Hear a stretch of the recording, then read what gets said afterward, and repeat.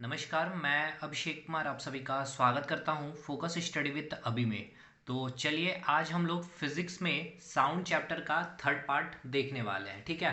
और अगर बात कर ले तो हम लोग फिजिक्स में 11th डे में पहुंच गए हैं। अभी तक हमने फिजिक्स में वेव टॉपिक कंप्लीट कर लिया है, इलेक्ट्रोमैग्नेटिक वेव्स कंप्लीट कर लिया, पूरे थ्योरी के साथ, कंसेप्ट के साथ, न्यूमेरिकल सॉल्व किया है हमने। जितने भी स्टेटमेंट बेस्ड के क्वेश्चन बन सकते थे, चाहे वो टीसीएस में अभी सवाल पूछे हैं, चाहे रेलवे की हो, चाहे एसएससी के एग्जाम की हो, या फिर हमने स्टेटमेंट बेस्ड के वो भी क्वेश्चन आपको करवाए हैं प्रैक्टिस सेशन में। ऑलमोस्ट अभी तक हमने केवल दो टॉपिक से, वेव और इलेक्ट्रोमैग्नेटिक वेव में कम से कम 45-50 के लमसम हमने क्वेश्चन कर लिए, ठीक है।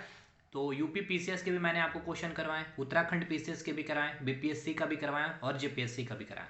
तो कहने का बस इतना सा मकसद है कि एलपी टेक्नीशियन के लिए तो ये मस्ट है ही, लेकिन आप किसी भी एग्जाम में बैठेंगे और जहाँ साइंस से सवाल बनेंगे, भाई ये सीरीज आपके लिए काफ़ी इंपॉर्टेंट होगा। फिजिक्स खत्म जैसे ही करेंगे, फिर केमिस्ट्री, फिर बायो में हम लोग आएंगे। हालांकि बायो में पढ़ा रखा है, आप सर्च भी करिएगा फोकस स्टडी विथ अभी बायोलॉजी, या फिर biology by focus study with अभी, तो आपको सारी वीडियो मिल जाएगी। 20-22 में आपको पूरा का पूरा कंप्लीट करवा दिया भाई। एक और इम्पॉर्टेंट चीज़ कि आपको ये टेलीग्राम ग्रुप को ज्वाइन करना है। ऑलमोस्ट 650 के आसपास स्टूडेंट ज्वाइन कर रखे हैं फोकस स्टडी विथ अभी। जो भी मैं यहाँ पढ़ाऊंगा उसको वहीं पे मैं शेयर करूंगा एज ए पिक के माध्यम से। तो आप लोग सभी जरूर से जरूर इसको क्या करेंगे भाई, ज्वाइन कर लेंगे। और दूसरी चीज़, रेलवे के लिए अगर आप लोग तैयारी कर रहे हैं तो मैथ का भी आपके साथ पूरा का पूरा एलपी टेक्नीशियन का आपको पूरा सर लक्ष्मण सर मेंसुरेशन का 2D कंप्लीट करवा दिए, ठीक है। क्वाड्रिलेटरल भी और मिसलेनियस जितने पूछे गए उसको एक जगह रख दिया उन्होंने। एलपी टेक्नीशियन में अगर हो, चाहे आपका जेई में पूछा हो, चाहे आपका आरपीएफ में आया हो, चाहे ग्रुप डी में आया हो, चाहे एनटीपीसी में, अच्छे अच्छे सवाल कंसेप्ट के साथ उन्होंने खत्म कर दिए। तो उसको भी एक बार जरूर से आप लोग कवर करिएगा और एक बार विजिट करिएगा चैनल को। चलिए हम लोग आते हैं प्रॉपर्टीज ऑफ साउंड स्टार्ट किए हुए थे। हमने दो प्रॉपर्टीज खत्म कर लिया था, पिच समझ लिया था हमने, बहुत ही अच्छे से पिच को समझा था, जिसमें हमारी आवाज़ें मोटी होती है या फिर हमारी जो आवाज़ें पतली होती है उसके हमने रीज़न को समझा था। फिर हमने देखा लाउडनेस ऑफ साउंड यानी कि तीव्रता को, यानी कि इंटेंसिटी ऑफ साउंड को समझा था। और आज हम लोग बात करेंगे सर काफ़ी इंपॉर्टेंट इंटरफेरेंस, और फिर हम लोग समझेंगे इको। देखिए ये दो जो प्रॉपर्टीज है काफ़ी इंपॉर्टेंट है, और बोलते हैं ना जैसे कि कंसेप्चुअल प्रॉपर्टी है, समझाने में भी टाइम लगता है, समझने में भी टाइम लगता है। तो इसको ही आज हमें समझाने में काफ़ी टाइम लगेगा, लेकिन फिर भी कोशिश होगी पूरी कि मैं आपको समझा दूँ। क्योंकि देखिए ये इंटरफेरेंस जो है ना, और फिर इको में जो हम आपको लॉ ऑफ रिफ्लेक्शन समझाएंगे, उसको हम कहीं ना कहीं लाइट में भी पढ़ना होता है और हमें उसे वहाँ पर भी अप्लाई करना होता है। तो क्यों ना हम इसे समझ ही लें। चलिए बात करते हैं इंटरफेरेंस की, या फिर व्यतिकरण हिंदी में कहेंगे। देखिए इंटरफेरेंस के नाम में ही सारी की सारी इसकी डेफिनेशन छुपी हुई है। इंटरफेरेंस को जब आप समझने की कोशिश करेंगे तो हम उसे कहेंगे इंटरफेयर करना, ठीक है। यानी इंटरफेयर करने का मतलब क्या होता है कि आप किसी के लाइफ में क्या कर रहे हो, इन कर रहे हो, और उसके लाइफ के जो भी काम है या फिर जो भी चीज़ें चल रही है आप उसमें क्या कर रहे हो, फेयर कर रहे हो, यानी कि अपनी टांग लगाने की कोशिश कर रहे हो, ठीक। यानी इसका मतलब क्या है कि इंटरफेयर आप कब होगा, अगर इंटरफेयर की कोई भी कंडीशन हो रही तो वहां मस्ट है कि दो लोग तो प्रेजेंट होंगे ही होंगे। और जब हम यहाँ इंटरफेरेंस फिजिक्स में पढ़ रहे होते हैं तो वेव और साउंड क्या है, आपकी वेव है, और वेव है तो यहाँ पर हम उस पर्सन को ना बोल करके हम यहाँ पर कहेंगे सोर्स, ठीक है। अब आइए इंटरफेरेंस, आप समझ गए कि इंटरफेरेंस कब होगा, जब वहां पर इंटरफेयर होगा। अभी इंटरफेयर किसके बीच होगा, तो वेब के बीच होगा, और कम से कम दो वेब तो होनी ही चाहिए, ठीक है सर। अब आइए हमने एक सोर्स लिया है और फिर हम यहाँ पे आपको दिखाएं दो सोर्स, क्योंकि हमें समझना है इंटरफेरेंस तो हमें इन दोनों के बीच में इंटरफेयर करवाना होगा। अब ये दो वेव जो है आपस में इंटरफेयर करेंगे, ये इसके लाइफ में, ये इसके लाइफ में इंटरफेयर करेगा, और फाइनल जो रिजल्टेंट आपको यहाँ देखने को मिल रहा है, ठीक है, ये जो रिजल्टेंट मिल रहा है इसे ही हम क्या कहेंगे, इंटरफेरेंस। अब देखिए इंटरफेरेंस को हम दो पार्ट में रखते हैं, या फिर कह सकते हैं इंटरफेरेंस के दो पार्ट होते हैं, एक होता है कंस्ट्रक्टिव इंटरफेरेंस और एक होता है डिस्ट्रक्टिव इंटरफेरेंस। तो इसे देखते हैं और ये क्या है नहीं है इसको हम समझते हैं। देखिए ये आपका एक वेव है और ये आपका एक दूसरा वेव है, फर्स्ट सोर्स, ये सेकंड सोर्स। अगर आप यहाँ पर देखना चाहें तो ये जो मीडियम था, ठीक है ना, जिसे हम मीन कहते थे, फर्स्ट चैप्टर आपको याद आ रहा होगा, ये मीन बोल सकते हो या फिर वेव की डायरेक्शन को शो कर रहा था। यहाँ पर जो मीडियम के पार्टिकल्स हैं, ये मीडियम का जो पार्टिकल है ये क्या करना चाह रहा है, ये वेव इसे ऊपर वाइब्रेट कराना चाह रहा है, ठीक है। इसके बाद यहाँ पर जब मैंने इस पार्टिकल को देखा, यहाँ देखिए कई सारे मिलियंस में भी पार्टिकल्स प्रेजेंट होंगे, लेकिन मैं तीन पार्टिकल्स लिया हूँ, एक तो ये पार्टिकल्स लिया हूँ, एक ये पार्टिकल और एक ये पार्टिकल, जिससे आपको मैं समझा सकूँ। इस पार्टिकल को इस वेव जो है नीचे वाइब्रेट करवाना चाह रहा है, और ये तीसरे पार्टिकल को ये जो वेव है ये इसे ऊपर वाइब्रेट करवाना चाह रहा है। देखिए ये जो डॉटेड डॉटेड लाइन जो आपको दिख रही है, ये एक फेज हो गया, एक ये दूसरा फेज हो गया, और ये एक तीसरा फेज हो गया। अब आइए दूसरे वेव के पास। इसी पहले फेज में जब आप देखेंगे तो इसके भी पार्टिकल को ये वेव जो है उसे ऊपर लेके जाना चाह रहा है। इस दूसरे फेज में ये पूरा दूसरा फेज है और ये तीसरा फेज है, तो इसके ये पार्टिकल्स को ये क्या कर रहा है, नीचे लेके जाना चाह रहा है, और इसके ये तीसरे पार्टिकल को ये ऊपर लेके जाना चाह रहा है। तो हम जब इन दोनों को क्या करवाएं, इंटरफेयर करवाएं, यानी इसको इसके साथ और इसको इसके साथ सुपर इम्पोज करवा दिए। सुपर इम्पोज मतलब एक दूसरे के ऊपर चढ़ा देना, या फिर इसके लाइफ में ये इंटरफेयर कर रहा है या फिर ये इसके लाइफ में इंटरफेयर कर रहा है, तो फाइनल यहाँ प्लस की साइन जो है ये आपको रिजल्टेंट मिली है। अब ये रिजल्टेंट आपको क्या बता रहा समझिएगा। जब हम इस फेज में आए तो देखा हमने कि ये पार्टिकल जो है ऊपर कम वाइब्रेट करना चाह रहा था, और इसी फेज में ये वेव का भी पार्टिकल ऊपर वाइब्रेट कम करना चाह रहा था, मतलब ये ऊपर और ये भी ऊपर।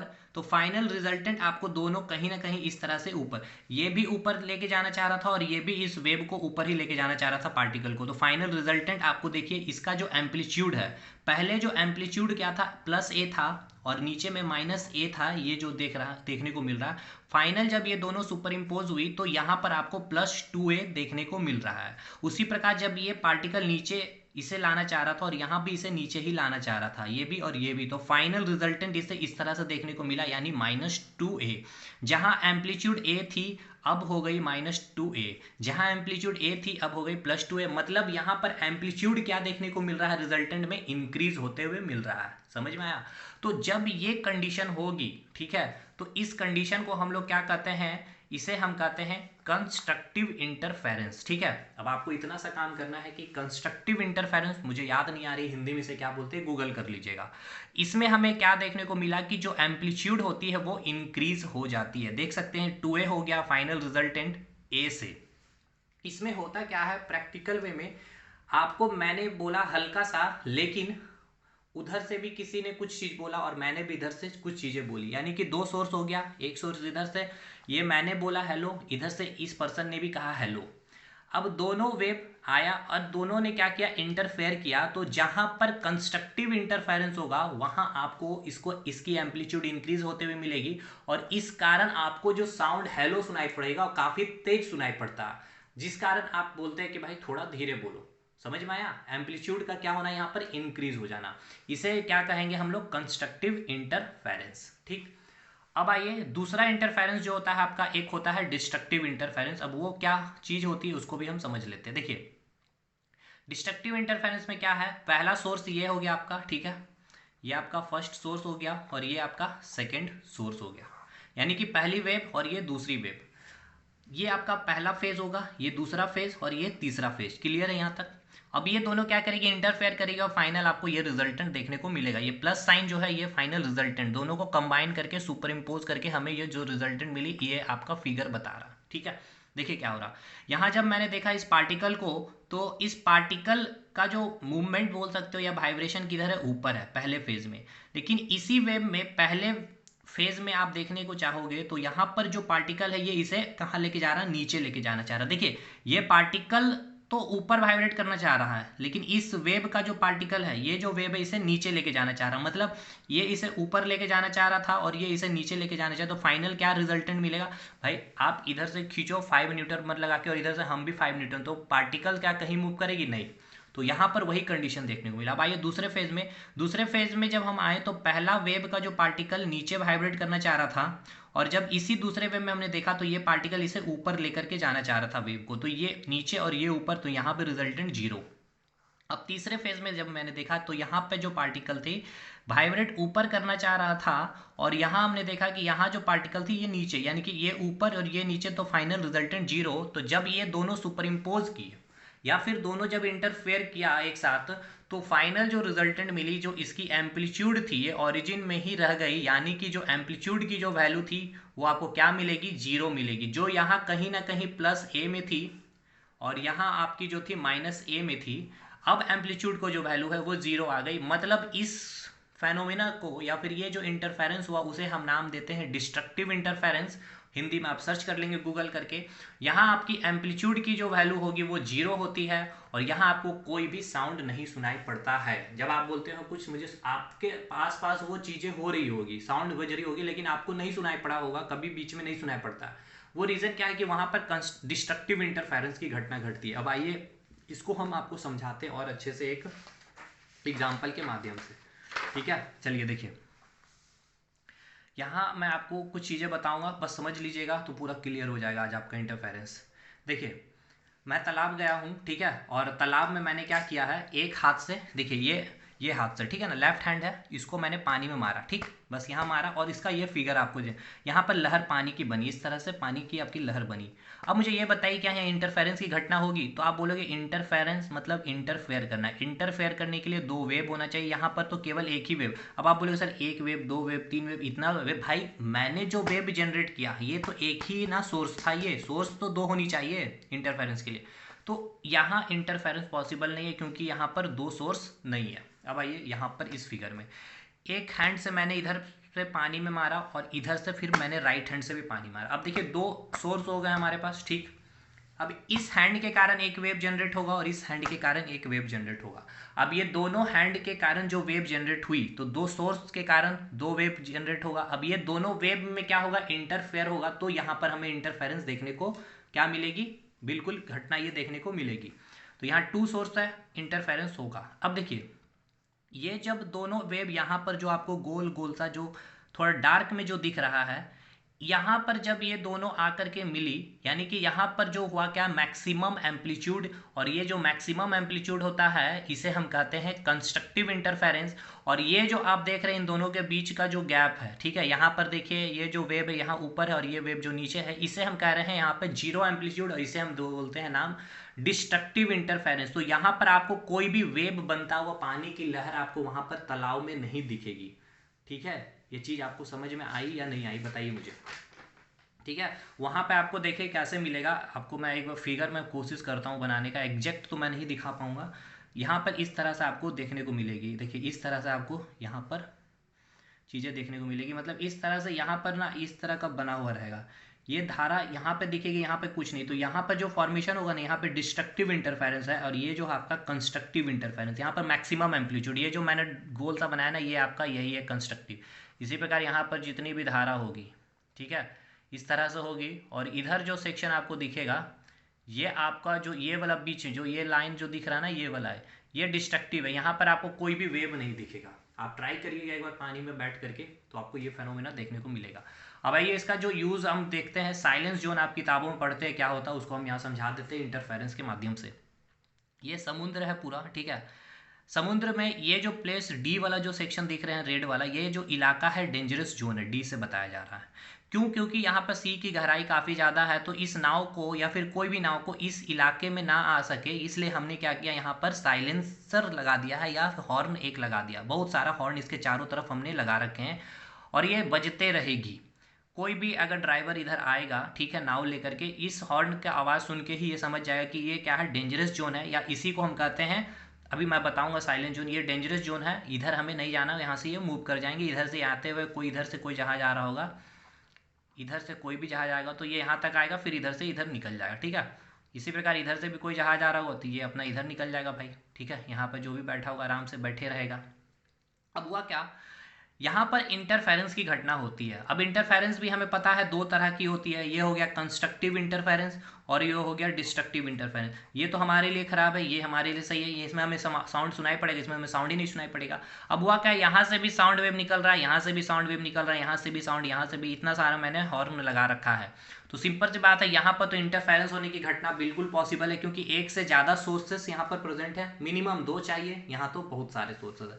हुआ क्या कि हो सकता है कि ये ड्राइवर साहब इधर आ रहे थे, ठीक है, इधर से इसी समय ये भी ड्राइवर साहब इधर जा रहे थे, ठीक है ना, समझिएगा, ये भी इधर जा रहे थे और ये भी इधर आ रहे थे, ठीक है। होता क्या है, तो ये जैसे यहाँ पहुँचे, ये भी यहाँ पर पहुँचे और ये भी यहाँ जैसे पहुँचे, तो इनको हॉर्न का आवाज़ सुनाई दिया। ये बंदा क्या हुआ भाई, यहाँ से वापस रिटर्न हो गया, इसने अपना डायरेक्शन इधर ले लिया। इसे भी, इस बंदे को भी यहाँ पर सारी चीजें सुनी, ये भी इधर मुड़ गया। इस बंदे के साथ क्या घटना घटती है ना, इंटरफेरेंस की घटना घटती है, और इंटरफेरेंस में भी इसके साथ डिस्ट्रक्टिव इंटरफेरेंस होती है, और इन दोनों के साथ तो कंस्ट्रक्टिव हुआ, तो ये बच निकला। हुआ क्या, इसका जो हॉर्न था यहाँ से साउंड वेव जो निकला, यहाँ से जो साउंड वेव निकला, इन दोनों ने जब इंटरफेयर किया, सुपर इम्पोज किया, तो वहां पर जो हुआ फॉर्मेशन डिस्ट्रक्टिव इंटरफेरेंस, और वहां डिस्ट्रक्टिव इंटरफेरेंस मतलब एम्पलीट्यूड जीरो, यहां पर क्या हुआ, नो साउंड, और इसे यहां पर इस व्यक्ति को कोई साउंड सुना ही नहीं पड़ा, और ये आराम से इधर एंट्री कर गया, और ये डेंजरस जोन में, तो हो सकता है कोई घटना इसके साथ घट सकती है। मतलब ये जो जोन हो गया इसके लिए साइलेंस जोन बन गया, ठीक है ना, यहां पर जो हो गया ये साइलेंस जोन बन गया था। यही आप किताबों में पढ़ते हैं साइलेंस जोन के बारे में। आई होप आपको इंटरफेरेंस समझ में आ गया होगा। अब यही लाइट के केस में भी क्या होता है, डबल स्लिट एक्सपेरिमेंट हम लोग करते हैं, ठीक है ना, इस तरह से यहाँ पे छेद रहेगा, इधर से बहुत सारे, इधर से, तो इंटरफेरेंस हम लोग ये इसको डबल स्लिट एक्सपेरिमेंट करते हैं, इसको हम लोग लाइट चैप्टर में आपको समझा देंगे। तो यहाँ पर आपको लाइट दिखता है, यहाँ पर अंधेरा मिलता है, यहाँ पर लाइट दिखेगा, यहाँ अंधेरा रहेगा, यहाँ पर लाइट मिलेगा, यहाँ अंधेरा रहेगा, फिर यहाँ लाइट मिलता है, यहाँ अंधेरा। तो ये क्या बता रहा है, ये कंस्ट्रक्टिव इंटरफेरेंस है, ठीक है, और ये जो है आपकी डिस्ट्रक्टिव इंटरफेरेंस है।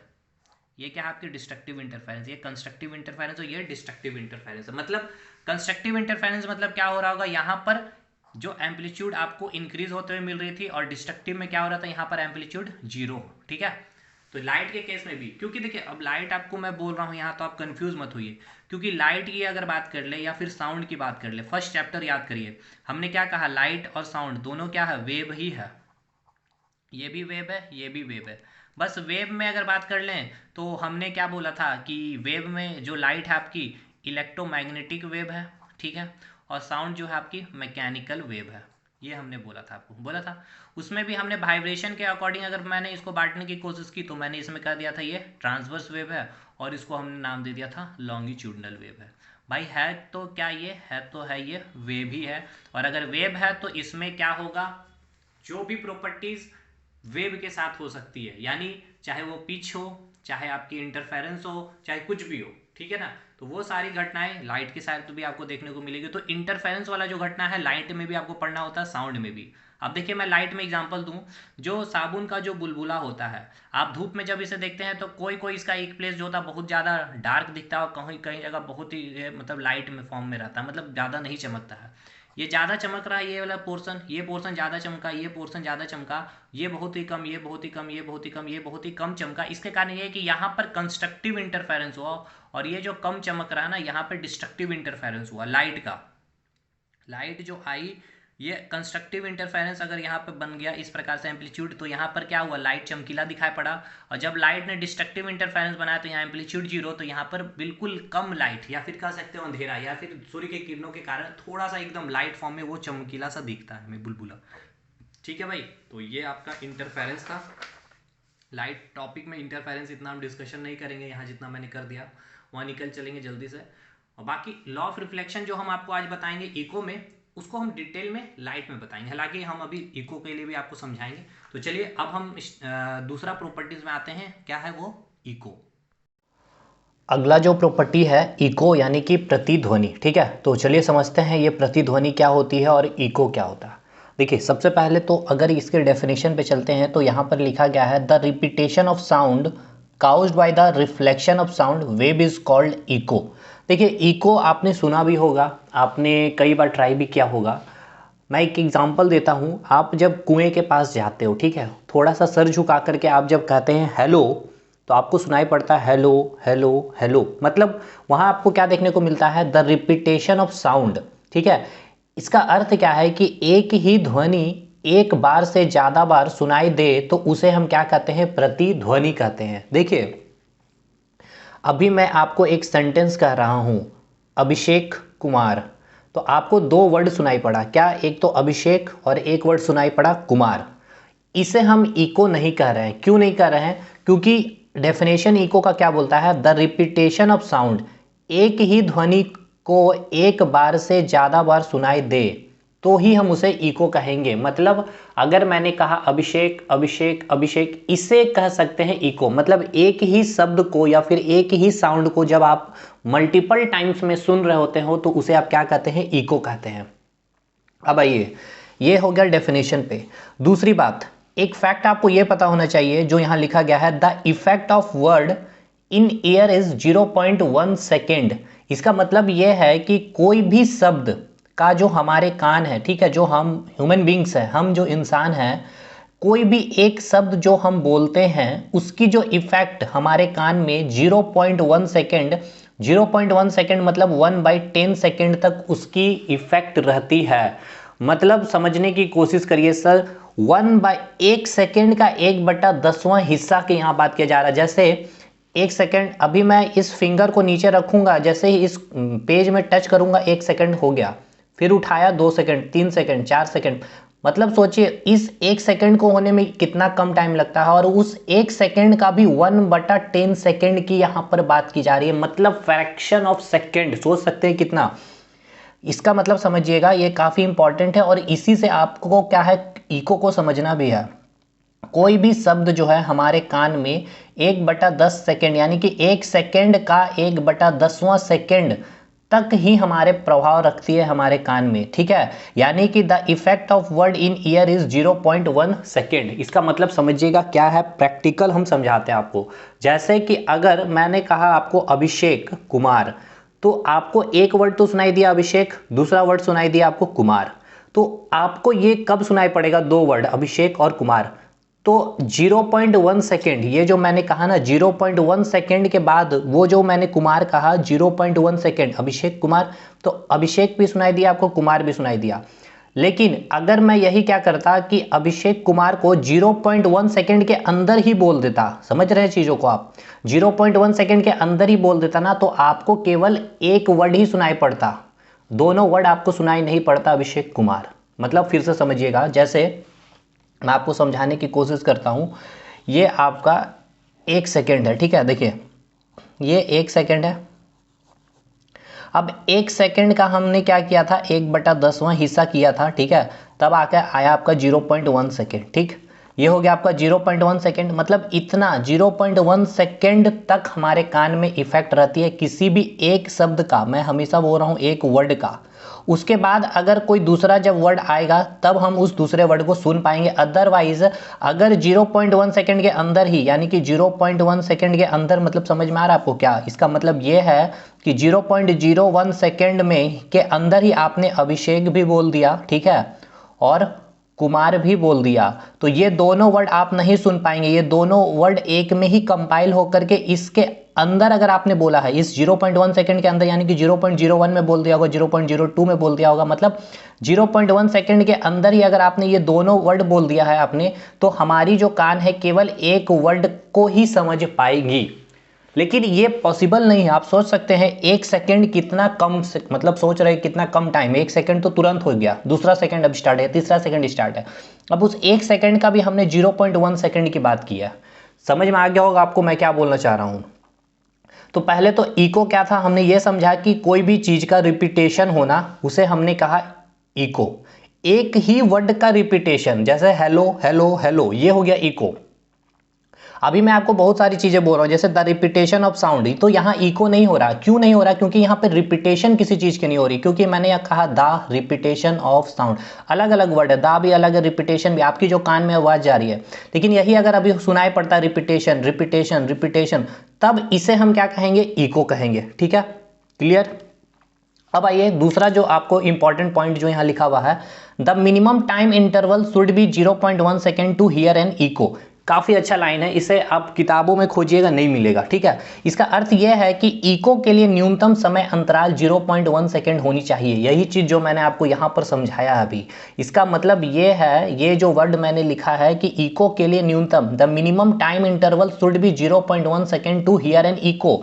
इको सुनने के लिए मतलब एक शब्द को अगर आपको दोबारा सुनना है तो कम से कम 0.1 सेकेंड का अंतराल होना चाहिए। अगर आप 0.1 सेकेंड के अंदर ही कोई भी बात बोलेंगे तो आपको रिपीटेशन सुनने को नहीं मिलेगा, मतलब वहां पर आपको केवल एक ही वर्ड सुनने को मिलेगा। जैसे कि मैंने 0 पॉइंट, यहां मैं अभिषेक कुमार बोला 0.02 सेकेंड के अंदर ही, तो यहां पर मुझे केवल एक ही वर्ड सुनाई पड़ेगा, अभिषेक कुमार दोनों नहीं सुनाई पड़ेगा, ठीक है। लेकिन ये बहुत कम सेकंड, सोच सकते हैं कितना फ्रैक्शन ऑफ सेकंड, ये बहुत ही कम सेकंड होता है जो प्रैक्टिकली हमारे कान में नहीं इफेक्ट पड़ेगी जब तक कि 0.1 सेकेंड ना हो जाए। मतलब ये कि जैसे ही 0.1 सेकेंड होगा उसके बाद जब कुमार आपको जाकर के बोला जाता है, क्योंकि देखिए हम लोग जो भी बोल रहे होते हैं ना उसका डिफरेंस ही जो हम आपको जो बोल रहे हैं अभी ना उसके बीच का अगर टाइम इंटरवल की बात की जाए तो वही 0.1 सेकेंड होगा। ठीक है, जैसे मैं आपको कुछ भी बोल दिया तो आपको कुछ समझ में आया नहीं आया, तो ये मैंने ना 0.1 सेकेंड के अंदर में ही कुछ चीजें मैंने आपको उतनी सारी बोल दी बातें अभी, तो वो आपको नहीं समझ में आया। समझ में आया आपको? अब चलिए समझते हैं ये इको को क्या होता है। देखिए बहुत मैं प्रैक्टिकल गया यहाँ पे, इतना तो जाने की जरूरत नहीं थी। अब यहाँ पे मैंने क्या बोला कि जो टाइम इंटरवल होनी चाहिए या फिर हमारे जो कान में इफेक्ट रहती है किसी भी शब्द की वो कितनी रहती है, तो 0.1 सेकेंड तक रहती है। अब इसको हम लोग समझते हैं। देखिए इको के लिए हम एक आपको डिस्टेंस या फिर आप किताबों में जो पढ़ते हैं उस पर अब हम आपको यहाँ पर डिराइव कर रहे हैं। देखिए सबसे पहले तो आप मुझे ये बताइए स्पीड ऑफ साउंड जो होती है, speed of sound in year, यानी कि हवा में अगर बात की जाए स्पीड ऑफ साउंड कितनी होती है, तो ये होती है 332 मीटर पर सेकेंड। हाँ, यानी कि इसका अर्थ क्या है कि एक सेकेंड में जो साउंड जो होती है ईयर में 332 मीटर कवर कर लेती है। ठीक है, एक सेकेंड आपका होता नहीं है कि ये जो साउंड ये कितना डिस्टेंस कवर करता है, आपका 332 मीटर कवर करता है। हम यहाँ बात कर रहे हैं कितना सेकेंड की, 0.1 सेकेंड की। अर्थात यहाँ हम जब कैलकुलेशन करेंगे 0.1 सेकेंड की तो इसका वैल्यू जब हम कैलकुलेट कर रहे होंगे तो ये हमारा आ रहा होगा 33.2 मीटर। अर्थात इसका मतलब क्या है, इसको समझिए। ठीक है ना, इसको आपको समझना होगा। इसका मतलब ये है कि ये जो डिस्टेंस है सर, ठीक है ना, ये जो डिस्टेंस की बात की जा रही है इतना डिस्टेंस आपको चाहिए किस लिए, इको के लिए। अब आपको थोड़ा सा डाउट बन रहा होगा ये डिस्टेंस की अब कहाँ से बात कर दी सर आपने तो अभी कहा था केवल 0.1 सेकेंड। ठीक है, अब हम आते हैं इस डिस्टेंस पर। आपको देखिए डेफिनेशन में मैंने आपको वहाँ पर नहीं थोड़ा सा फोर्स डाला था, अब मैं आपको यहाँ पर फोर्स डालूंगा। डेफिनेशन में लिखा है मैंने कि द रिपीटेशन ऑफ साउंड, ठीक है, रिपीटेशन हो रहा, कोई भी चीज़ रिपीट कर रही है, कोई भी साउंड। अब ये जो साउंड जो रिपीटेशन कर रही है caused by the reflection of sound, मतलब ध्वनि का परावर्तन, मतलब समझिएगा रिफ्लेक्शन ऑफ साउंड वेव, यानी कि ध्वनि जो तरंग है उसकी क्या हो रही है, यहाँ पे परावर्तन हो रही है।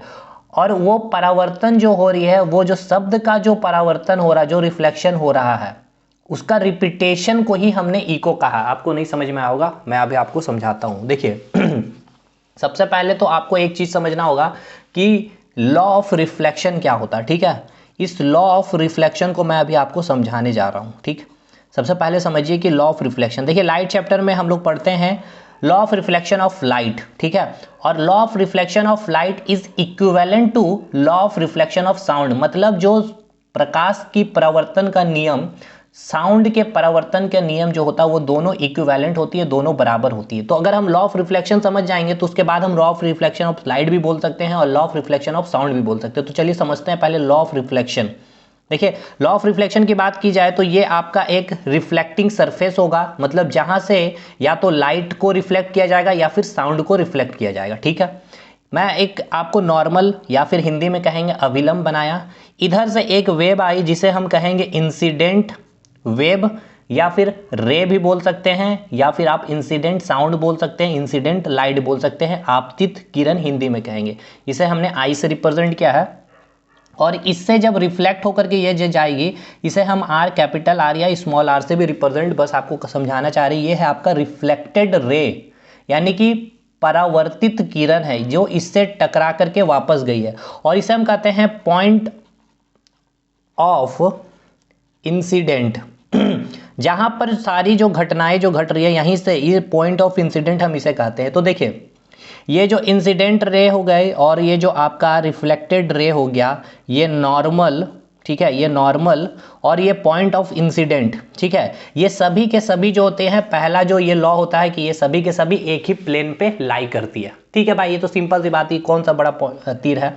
इंसिडेंट एंगल रे हो गया और रिफ्लेक्टेड रे हो गया और ये नॉर्मल और ये पॉइंट ऑफ इंसिडेंट, ये एक ही प्लेन पे लाई करती है। ठीक, ये पहला आपका नियम हुआ। अब दूसरा नियम क्या बोलता है कि ये जो नॉर्मल है और ये जो इंसिडेंट रे आया, इसके बीच जो एंगल बन रहा है उसे हम कहते हैं इंसिडेंट एंगल, आपतित किरण, और ये नॉर्मल और रिफ्लेक्टेड रे के बीच जो एंगल बन रहा है उसे हम कहते हैं आर, यानी कि रिफ्लेक्टेड एंगल या फिर परावर्तित कोण। ठीक है, तो ये बोलता है, क्या लॉ है कि जो एंगल ऑफ इंसिडेंट है वो एंगल ऑफ रिफ्लेक्शन के बराबर होता है। ये लॉ ऑफ रिफ्लेक्शन कहता है। दो लॉ है लॉ ऑफ रिफ्लेक्शन का। पहला ये कि आपतित किरण, परावर्तित किरण, नॉर्मल और पॉइंट ऑफ इंसिडेंट एक ही प्लेन पर लाई करेगी। दूसरा ये बोला गया कि इंसिडेंट एंगल और रिफ्लेक्टेड एंगल जो होती है ये दोनों क्या होती है, इक्वल होती है। ठीक है, ये लॉ ऑफ रिफ्लेक्शन ये कहता है।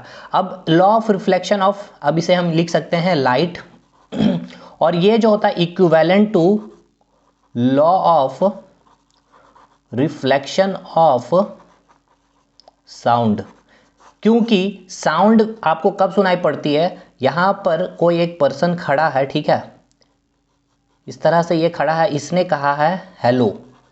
ये इसने जो हेलो कहा है इस तरह से ये साउंड गई, और यहाँ कोई ना कोई वाल होगी, यानी कि कोई एक रिफ्लेक्टर होगा, एक रिफ्लेक्टिंग सरफेस होगा, जहाँ से ये साउंड क्या है गई, टकरा करके फिर से ये वापस इसके कान पे आएगी, तब जाकर के ये जो हेलो वर्ड आपने बोला है इसे सुनाई पड़ेगा।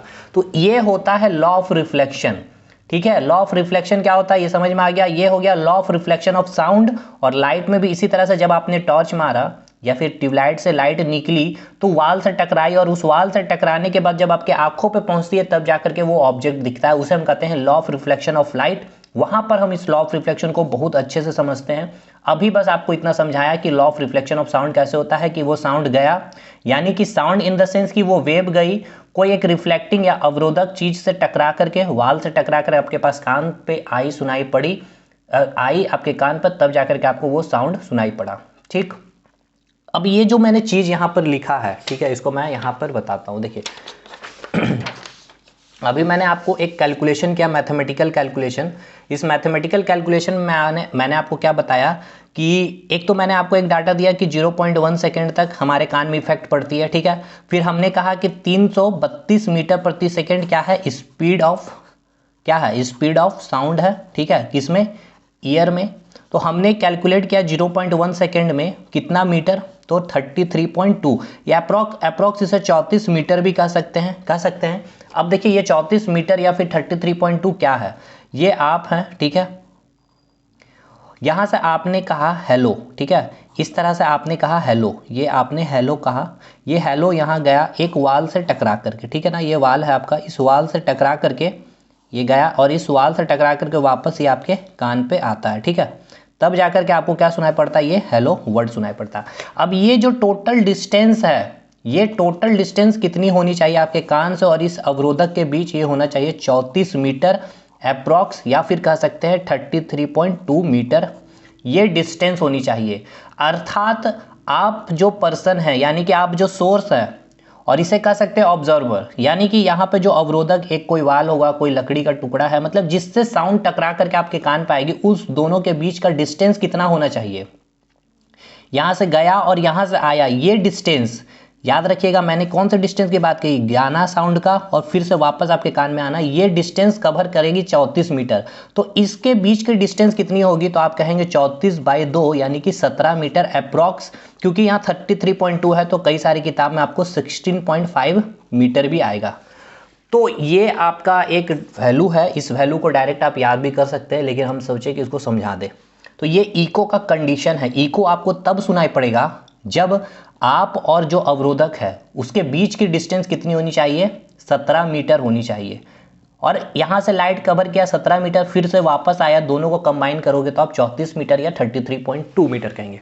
अब आप सोच रहे होंगे कि आप जब रूम में होते हैं वहाँ पर आपको इको क्यों नहीं सुनाई पड़ता। घर में जब आप बात करते हैं तो बिल्कुल प्रॉपर वे में हेलो एक बार बोला तो आपने हेलो एक ही बार सुनने में मिलता है। देखिए आप सोच सकते हैं 17 मीटर का मतलब समझ रहे, 1 मीटर में 3 फीट होता है अप्रॉक्स, यानी कि 17 मीटर में मतलब 51 फीट या फिर 50 फीट। तो आपको लगता है 50 फीट का क्या आपका रूम है, नहीं होता। कितना ज़्यादा standard 12x12, 10x12, 11x12, 11x13 का ही आपका रूम होता है।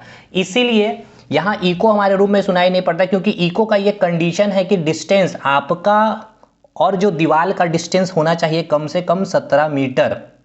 जिससे 17 मीटर साउंड जाएगा उस दीवार से टकरा के फिर से 17 मीटर कवर करेगा, तब जाके ये इको सुनाई पड़ेगा। अब आइए हम आपको कुआं में समझाते हैं एग्जाम्पल दे करके, एकदम फिगर बना करके कैसे चीज़ें यहाँ पर घटित होगी।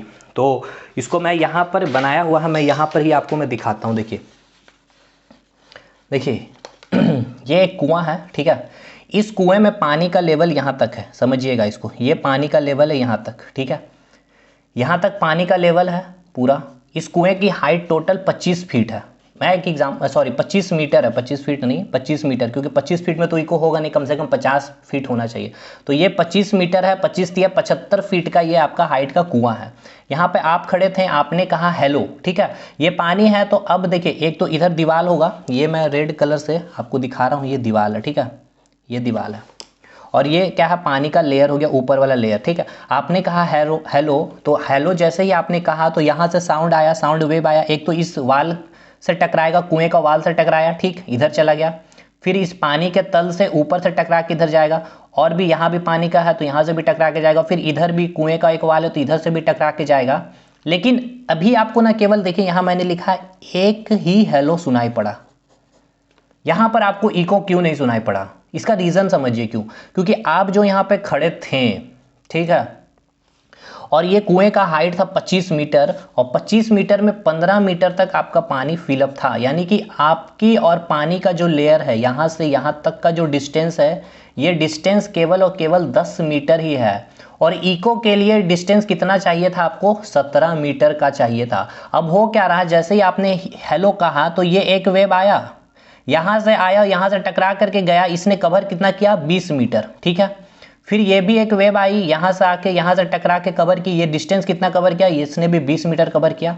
ये भी एक वेव आया, साउंड वेव हेलो वाला, इधर से भी आके टकरा के गया, सब ने 20 मीटर ही कवर किया, किसी ने भी 34 मीटर कवर नहीं किया। और मैंने अभी आपको समझाया है इको का कंडीशन, इको का मैंने अभी आपको कंडीशन समझाया कि 17 मीटर आप और जो टकरा करके जिससे साउंड वापस आएगी उसके बीच होना चाहिए 17 मीटर। मतलब हुआ क्या कि यहाँ पर आपने कहा हेलो, तो आपके कान में तो आया ये 4 वेव साउंड की हेलो वाली, ठीक है ना, लेकिन आपका ब्रेन ने इसे एक ही हेलो आपको रिप्रेजेंट करके दिया, क्योंकि वो जो हेलो आया 0.1 सेकेंड के अंदर ही आ गया।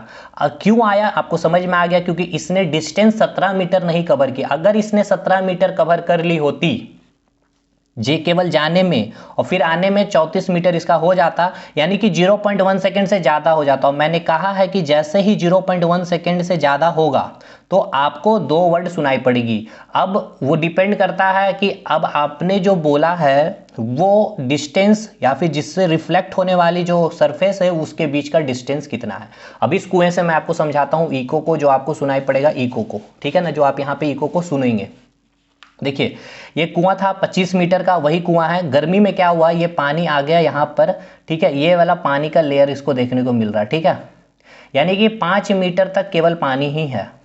और ऊपर अगर यहाँ पर मापा जाए इस हाइट को अगर आप देखेंगे तो ये जो हाइट है यहाँ से जो आप यहाँ खड़े हैं यहाँ से यहाँ तक, ये हाइट कितनी होगी, इसकी डेप्थ कितनी होगी, गहराई 20 मीटर होगी, 5 मीटर, और इधर कितना हो गया 20 मीटर, ठीक है। अब देखिए आपने कहा हेलो, तो एक हेलो यहाँ से भी टकरा के जाएगा, एक हेलो का वेव यहाँ से भी टकरा के जाएगा, एक हेलो का वेव यहाँ से भी टकरा के जाएगा, एक हेलो का वेव यहाँ से भी टकरा के जाएगा, एक यहाँ से भी टकरा, यहाँ से भी, यहाँ से सब जगह जाएगा। ये जो डिस्टेंस है और आपका डिस्टेंस यहाँ से कितना है, ये आपका 20 मीटर है, ठीक है। अब बताइए 20 मीटर यहाँ आया और फिर यहाँ गया, कितना कवर किया इसने, 40 मीटर कवर किया एक वेव। फिर ये भी वेव आएगा, इसने भी कवर किया, इसने भी 40 मीटर वेव कवर। अब यहाँ पे आया, ये देखिए 17 मीटर यहाँ पे है, मैंने दिखाया है 17 मीटर क्योंकि इको मुझे समझाना था। 17 मीटर के नीचे वेव आके टकरा के जाएगा तो इसने भी 40 मीटर या फिर 34 मीटर से ज़्यादा ही कवर किया होगा। तो इसके कारण अब देखिए यहाँ एक 17 मीटर पे आया, इस यहाँ पर एकदम टकराया होगा और एक यहाँ टकराया होगा 17 मीटर में, तो यहाँ पर भी इसने 34 मीटर कवर किया होगा। अब इससे ऊपर फिर क्या होगा, एक टकराएगा, तो ये 17 मीटर से ऊपर है तो ठीक है भाई, इसने 34 मीटर से कम डिस्टेंस कवर किया होगा। यहाँ का दीवार से, यहाँ से दीवार, यहाँ का दीवार से साउंड टकरा कर गया होगा तब। अब देखिए इसने 4-5 बार हेलो सुनेगा। एक तो यहाँ से 17 मीटर के ऊपर से तो एक बार में सुन लेगा वो 0.1 सेकंड में। फिर से ये जो आया इस 17 मीटर के बाद वाला डिस्टेंस से साउंड जो कवर करके जाएगा वो 0.1 सेकंड के बाद इसका कान लेगा, तो उसको दोबारा सुनाई पड़ेगा दूसरा बार हेलो। फिर इस पानी की सतह से जो उसकी डिस्टेंस है तो ये आपके कान पे जाएगी 0.1 सेकंड के बाद, क्योंकि ये जो डिस्टेंस ट्रेवल कर रहा है, ये टोटल डिस्टेंस कितना ट्रेवल कर रहा है, 34 मीटर या 34 मीटर से ज़्यादा। तब ही आपको यहाँ पर एक हेलो जो है आपको नहीं सुनाई देगा, एक से ज़्यादा बार आपको हेलो सुनाई पड़ेगा। बताइए चीज़ें समझ में आई कि नहीं आई? आ गई होगी, मुझे समझ में आ गया होगा कि आपको आ ही गया होगा हेलो, ठीक है। तो ये है आपका पूरा इको का कंसेप्ट। आई होप आपको इको समझ में आ गया होगा। तो चलिए आज इस वीडियो को यहीं ख़त्म करेंगे। अगले लेक्चर में हम लोग जो है कवर क्या करेंगे, एक तो रेजोनेंस देखना है, छोटा सा टॉपिक है, सोनार सिस्टम समझा देंगे और प्रॉपर्टीज़ हम लोग का ख़त्म हो जाएगा, ठीक है। काफ़ी डिटेल में हमने आपको प्रॉपर्टी समझा दिया। एक बचता है केवल रेजोनेंस और सोनार सिस्टम, इजी है, उसमें कुछ ज़्यादा पूछेगा ना। फिर वेलोसिटी ऑफ साउंड और जो डिपेंडेंसी से यानी कि निर्भरता से, साउंड जो निर्भर करती है टेम्परेचर पे, प्रेशर पे, डेंसिटी पे, ह्यूमिडिटी से जो सवाल ऑब्जेक्टिव बनते हैं वहाँ पे भी कवर करेंगे। टेम्परेचर से रिलेटेड जो न्यूमेरिकल बनेंगे उसको भी वहाँ पे कवर करेंगे अगले लेक्चर में, ठीक है। तो चलिए भाई यहाँ पे हम आपसे अलविदा लेते हैं, मिलेंगे हम लोग अगले वीडियो में, तब तक के लिए धन्यवाद।